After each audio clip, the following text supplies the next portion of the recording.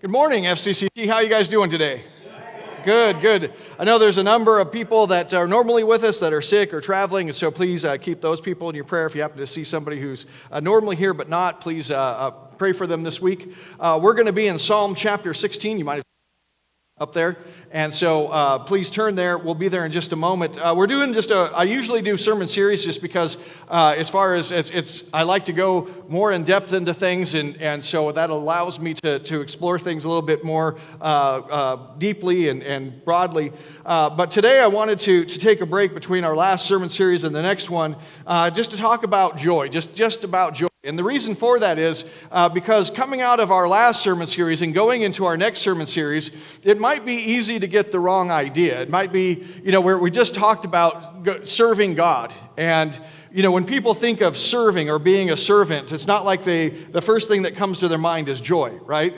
If somebody said, hey, you need to be a servant, you need to have a master who tells you what to do, people don't go, whoa, that sounds fantastic. That sounds like so much fun. And then the next sermon series we're going to be doing is a sermon series over spiritual disciplines. And once again, when you talk about discipline, it's not like people go, that sounds like so much fun.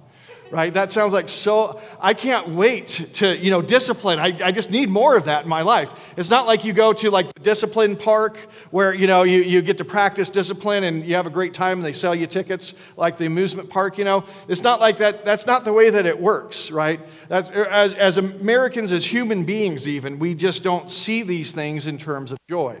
But I want to help us to understand that's exactly what these things should bring to our minds, is joy. And so we'll be in Psalm chapter 16 today, but before we get there, I want to talk about 80s music, right? So how many of you guys are concert goers? You've been to a concert before, and you enjoy. How many of you enjoy going to concerts? Raise your hand if you do that. Okay, great. Used to, okay.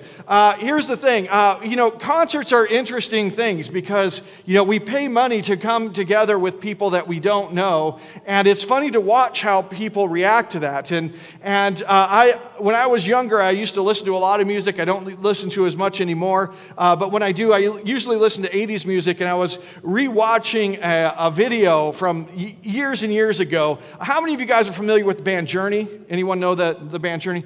How many of you guys know the song Send Her My Love? You guys know that song? Okay, there's a video of that on YouTube that you can watch, and it's basically a concert video, and there's a moment where they're singing, and they pan to this guy in the crowd, and this guy in the crowd just looks like he's about to break down weeping. Like he's just so into the music and so into the lyrics, and so like he's in that moment completely. And it's funny that the camera picked him out because I think that probably if I were this guy, and this is now immortalized forever. It's been like 40 years now since this concert, and you can still go on YouTube and see this guy in this moment. And, I would be like, oh no. You know what I'm saying? Like, they caught me in this moment of being so into this. But at that moment, he was completely, I think, forgetting what he looked like and what was going on. He just completely looks like he's wrapped up in this moment.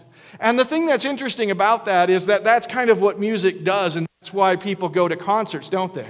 Like you can hopefully, if you go to a good concert, you can go in a bad mood, and then the song will be a happy song, or it'll be an aggressive song, or it'll be, a joyful song, and you will then leave whatever mood you were in, and you will be caught up in the mood of that song. Have you guys experienced that before? Yeah, right? That's what music does. And we're here to talk about how there's a clue to life in that. So we're going to talk about joy. We're going to do that through Psalm 16. And we're going to talk about three things today. We're going to talk about the enchantment of the earth. We're going to talk about the fear of the Lord. And we're going to talk about how the Spirit lives. So let's go to Psalm chapter 16 today and look at verse 1. And I want you to keep in the back of your mind, especially in point 1, about that moment of being in that song and in that moment and having things transformed in your life. Psalm chapter 16 verse 1 says, "Preserve me, Lord, for in you I take refuge. I say to the Lord, you are my Lord. I have no good apart from you. As for the saints in the land, they are the excellent ones in whom is all my delight. The sorrows of those who run after another god shall multiply. Their drink offerings of blood I will not pour out, or take their names on my lips. The Lord is my chosen portion and my cup. You hold my lot. The lines have fallen for me in pleasant places. Indeed, I have a beautiful inheritance. I bless the Lord who gives me counsel. In the night also my heart instructs me. I have set the Lord always before me, because he is at my right hand. I shall not be shaken. Therefore my heart is glad, and my whole being rejoices. My flesh also dwells secure, for you will not abandon my soul to Sheol, or let your Holy One see corruption. You make known to me the path of life. In your presence is fullness of joy. At your right hand are pleasures forevermore. So here's the thing, is that what we see here is that the psalmist is understanding some very important things about life and very important things about finding joy in the Lord. And so we want to look at those things today. And the way we're going to start is by looking at the enchantment of the earth. And this is going to be more important than maybe you think at the beginning.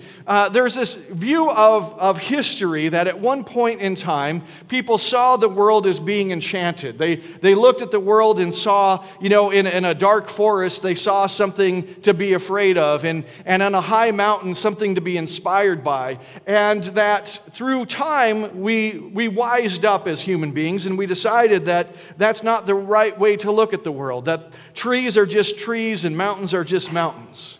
But I want to tell you that that's not the reality of the situation, and there are clues around us everywhere. There are clues in movies and in stories that we read and tell each other, and in music. So why do we tell each other stories? Why do we want to listen to music? It's because we want to be enchanted. Enchantment means the feeling of great pleasure and delight, and it also means being under a spell, and those two things work together. What we're looking for is something that transforms us or transfers us from the mundane world where a mountain is just a mountain to the enchanted world where the mountain is something to rejoice over. You see, what happens is that good stories and good art, they create enchantment. Good songs do the same thing. What they do is they bring you into a world where things have meaning and purpose. When I talk about that guy who was listening to the Journey song, he was so into the song in that moment, and it made you wonder what was going through his mind. Like the writer of Send Her My Love was talking about the fact that, he has this woman that he wants to know that he loves her. And you think to yourself, was he saying to himself, boy, I knows that? No, probably not, right? He was probably thinking of his own person that he might know, that he would want someone to know that they are loved by him, right? He was probably thinking of a woman in his own life that he wishes knew his love for her. But that's not what the author was talking about, was it?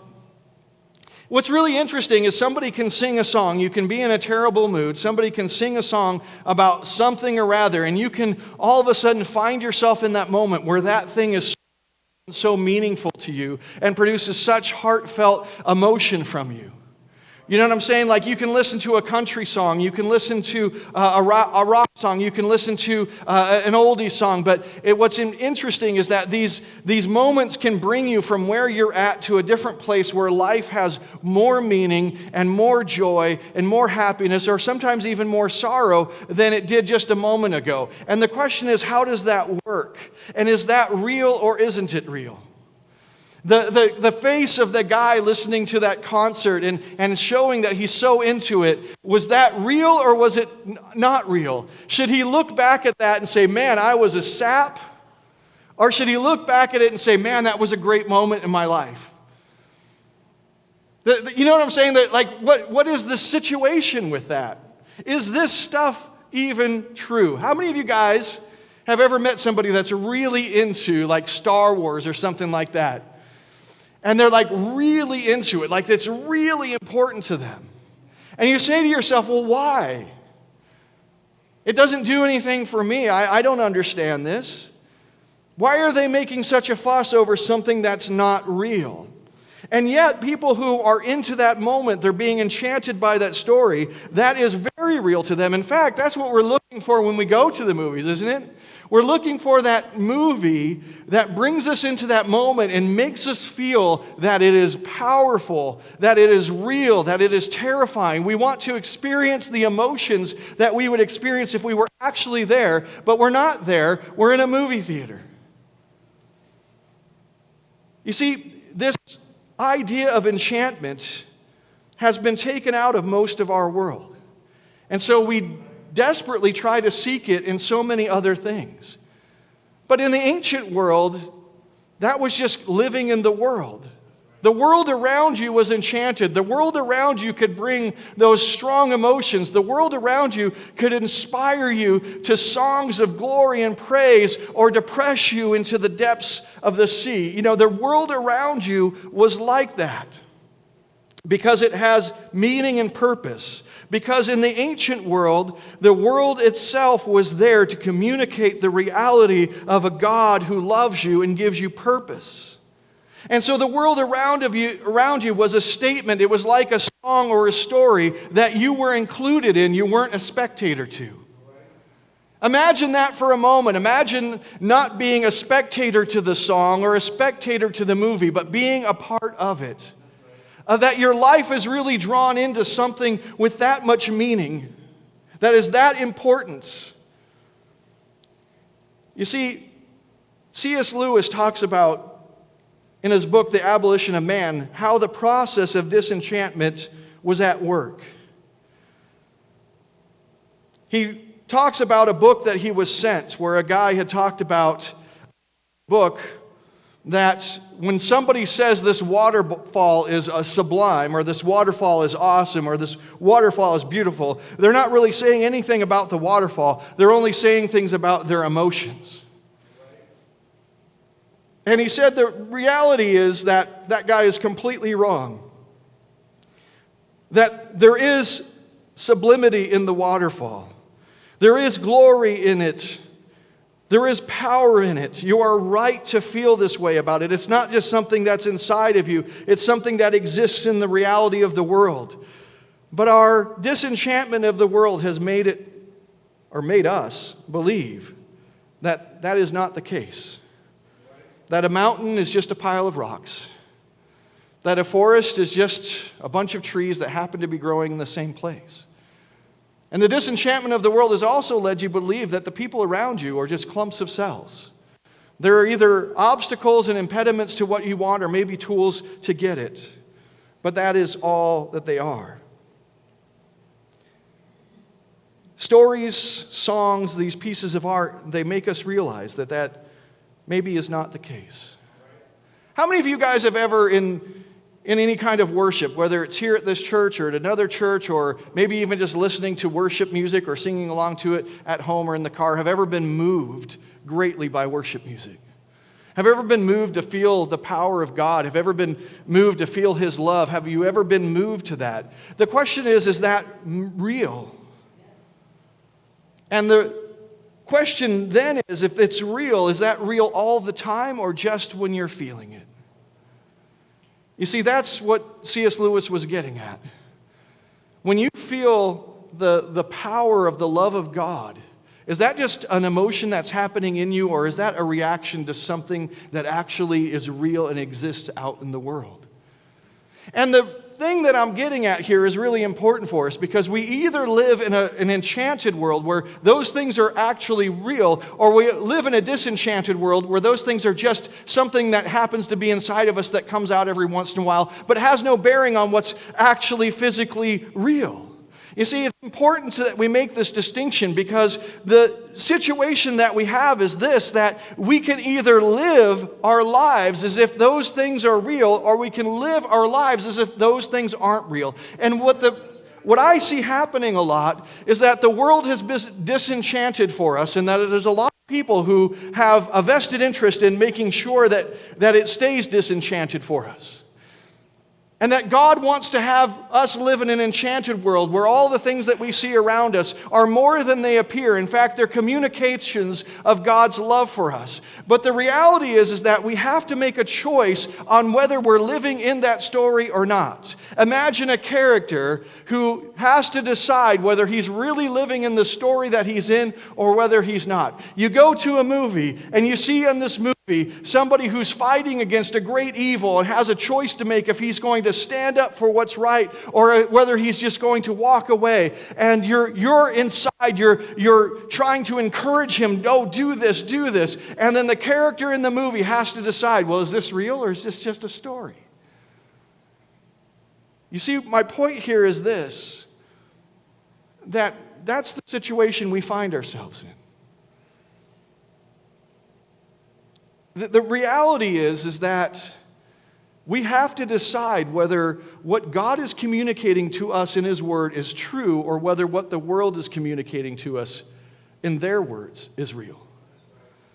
Do you live in a world where God is true, He exists, He really loves you, and He's really communicating that love to you in the world all around you and the people all around you? Or do you live in a world where all of this is meaningless and you might as well do whatever you want? And the reason why it's important that you make a decision is because you are called in this life to act. And you will either act on one truth or act on the other. You're either going to act as if all of what God says is true, or you're going to act on whether you believe that all of what the world says is true. You have to make a choice. You see, the thing is that you can't just live this out in your head. Unlike watching the movie, you're not passive in this. You actually have to act as if you believe one or the other. And the problem is that as Christians, a lot of us want to believe that God, what He says is real, while we act out that what the world says is real. And we don't understand why these things become a conflict in our lives. We don't understand why we don't experience the joy or the emotion of a true joyfulness in the presence of God, of a true joyful response to His love, when in reality we're hearing the story of God's love, but we're acting as if it doesn't exist. Israel gets a Lord before they get a land. And you might think that that's just kind of a coincidence. That Israel could have gone and they could have gone to the promised land without having a covenant with God first.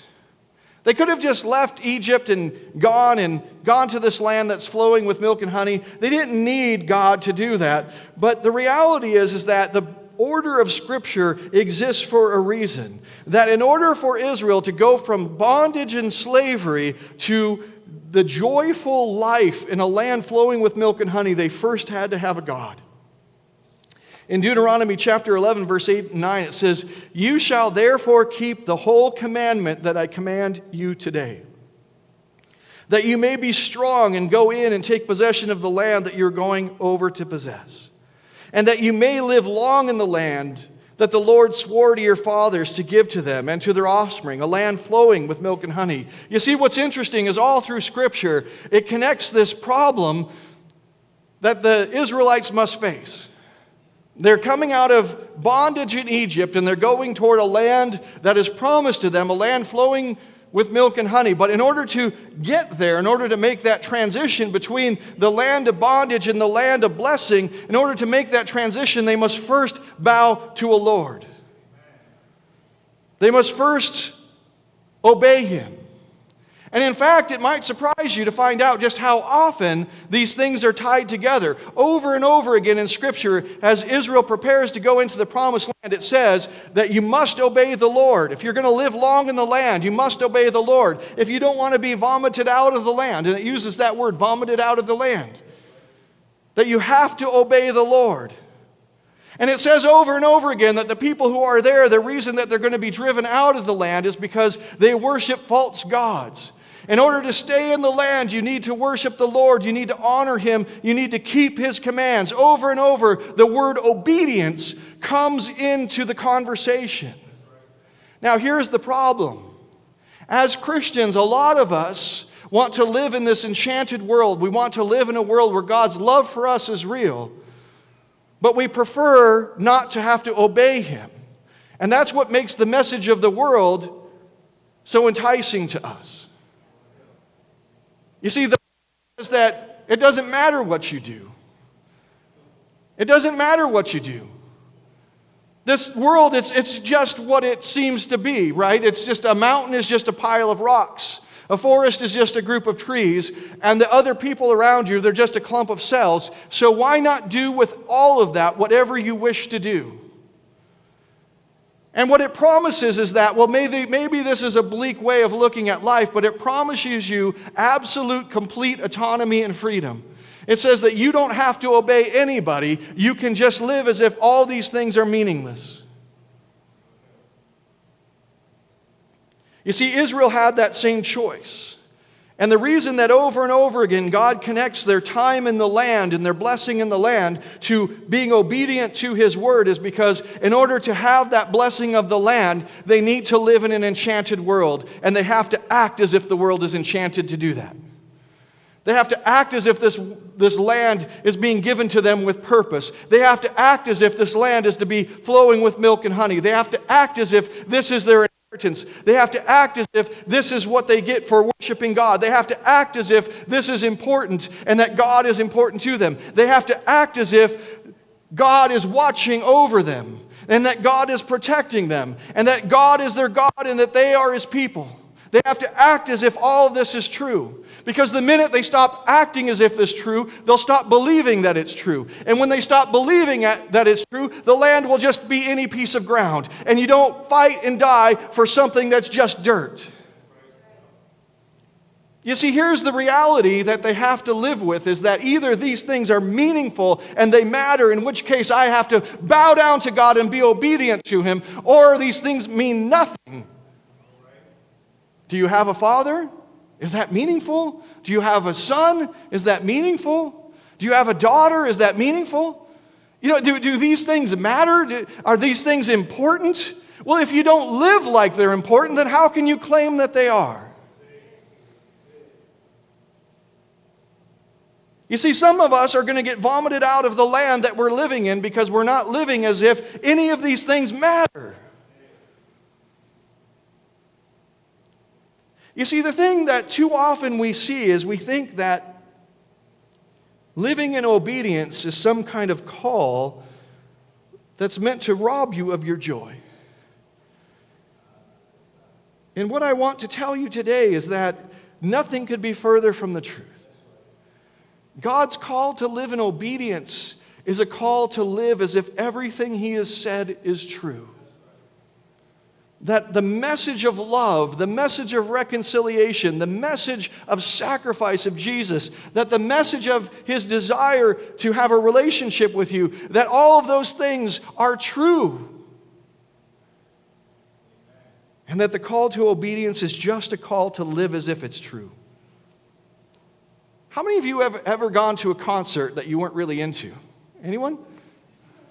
Nothing's worse, right? Nothing's worse than going to a concert that you're not into. I remember when my sons were teenagers and they started wanting to go to concerts. Well, mostly Tyler, wasn't so much Eric. Tyler wanted to go to concerts, and some of the bands that he wanted to go see, I just was not into. And as you know, being a youth pastor in years before that, I've been to many concerts that I just wasn't into. And the thing that's interesting is when you're in a concert that you're not really into is that everything, like it's a complete reversal. Everything that the crowd is finding so wonderful and they're so into it, it's moving them so much, is a thing that moves you in exactly the opposite direction. Right? Is the music loud? Man, if you're into it, you want it loud. How many of you guys have ever been going down the street singing at the top of your lungs because you're really into whatever you're listening to in the car with the volume cranked all the way down? You don't do that, do you? You crank it up, right? But if you're not into it, man, that's annoying. That's annoying. And the thing is that, you know, all the things like When you're really into it, you come to a light. Have you ever been really belting it out, really singing top of your lungs? You're into it. You're looking like that guy in the video Journey, and you look over and somebody's just staring at you at the stoplight. Does that ever happen? The thing that you're so into is very repulsive to that person over there, right? You see what I'm saying? The reality is this, is that God is calling Israel to live as if this is true. And that call is either going to bring you in closer to God to experience His joy, or it's going to drive you away from God. In Proverbs chapter 30, verse 7 through 9, it says, 2 things I ask of you. Deny them not to me before I die. Remove far from me falsehood and lying. Give me neither poverty nor riches. Feed me with the food that is needful for me, lest I be full and deny you and say, who is the Lord? Or lest I be poor and steal and profane the name of my God. One of the things that's interesting about the situation that we live in is we live in a time where we have almost everything that we want. And having almost everything that we want is incredibly dangerous.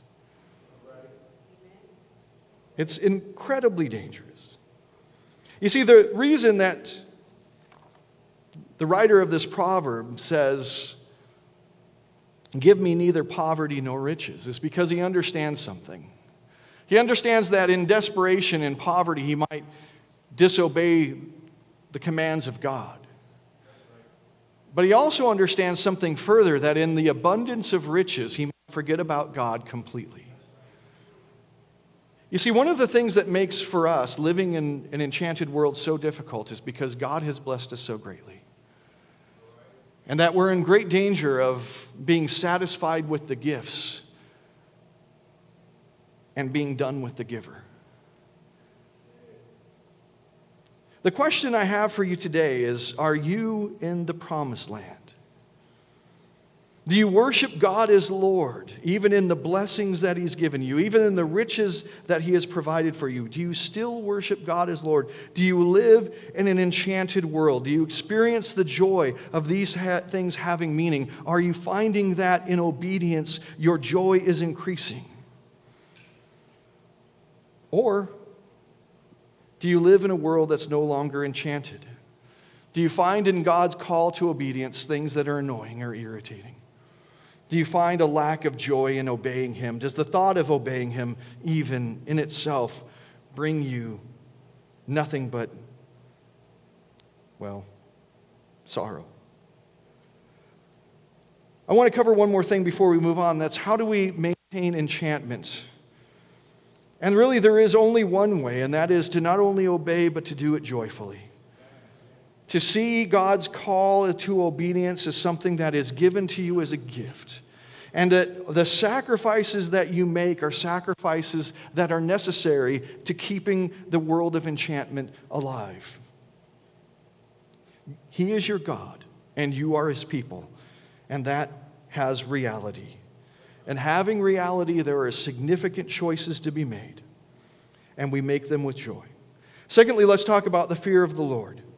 You know, what it's interesting is that a lot of times we have this idea of the fear of the Lord as like a hellfire and brimstone kind of thing. But the reality is this: to have real joy, you must live in the fear of the Lord. I want to say that again. To have real joy, you must live in the fear of the Lord. You have to. Now, I might have shared this with you guys recently, but I might not have. I forget what I say to different groups because I teach different groups. But I've recently discovered that I don't enjoy riding a motorcycle that doesn't scare me. And that's the reality that I've come to realize. That if the motorcycle, they say there's this kind of meme or trope that goes around in motorcycle circles that it's more fun to ride a slow motorcycle fast than a fast motorcycle slow. And to that I say, not even close. If it doesn't scare me, I'm not interested.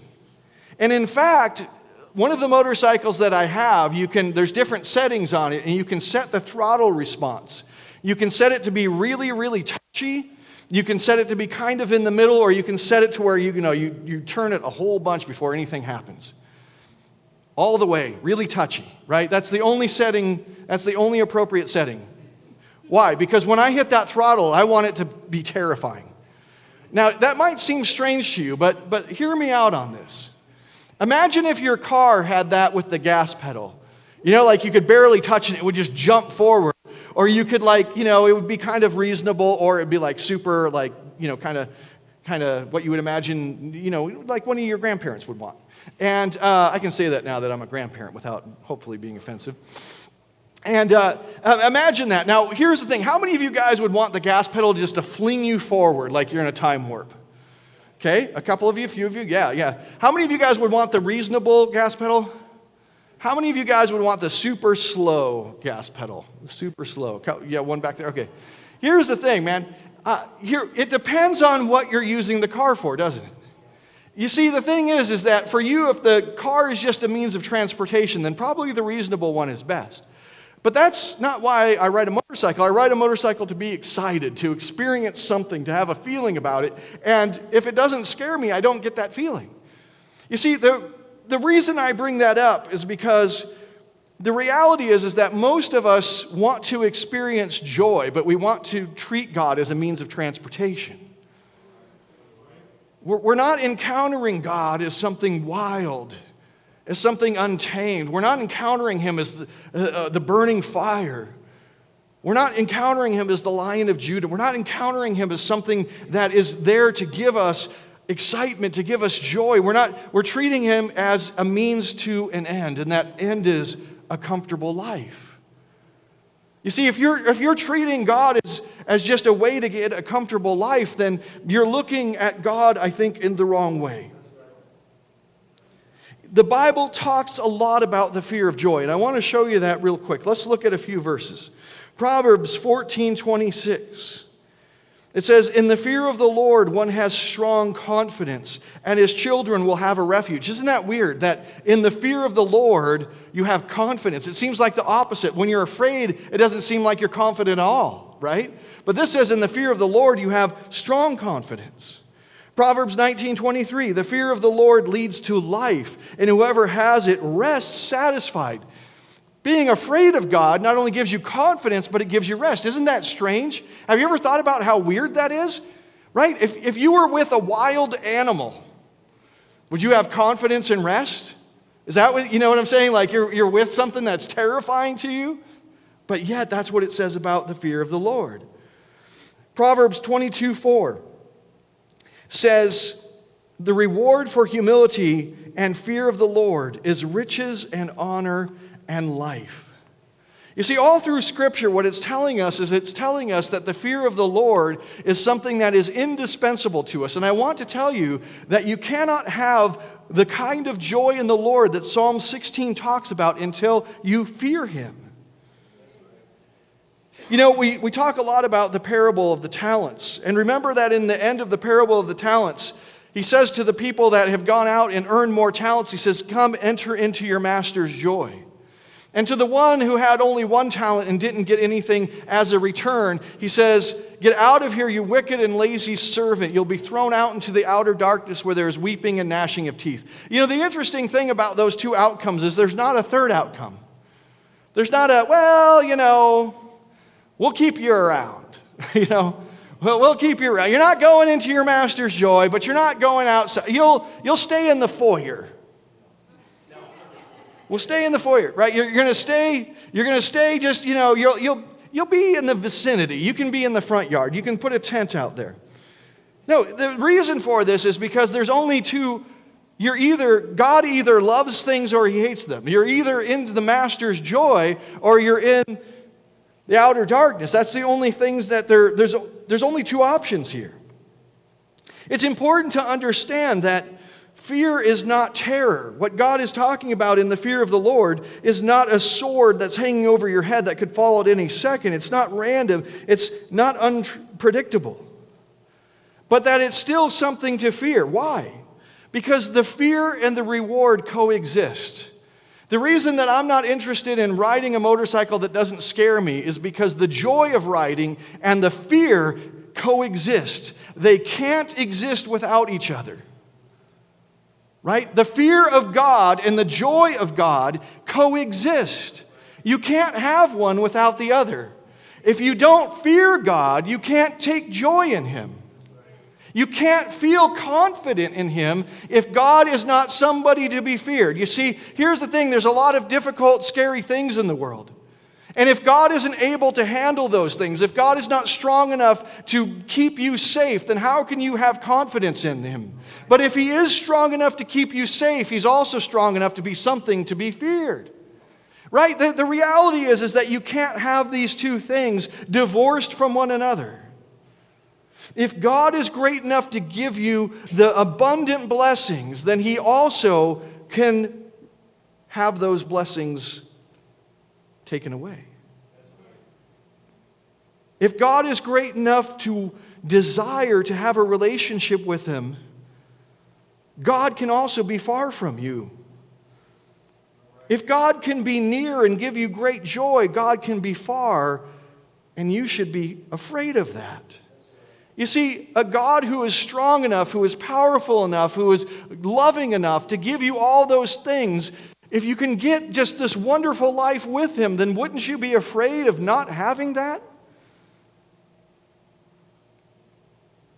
The reality is this, that although we should be confident in God, there is a vast difference between confidence and entitlement.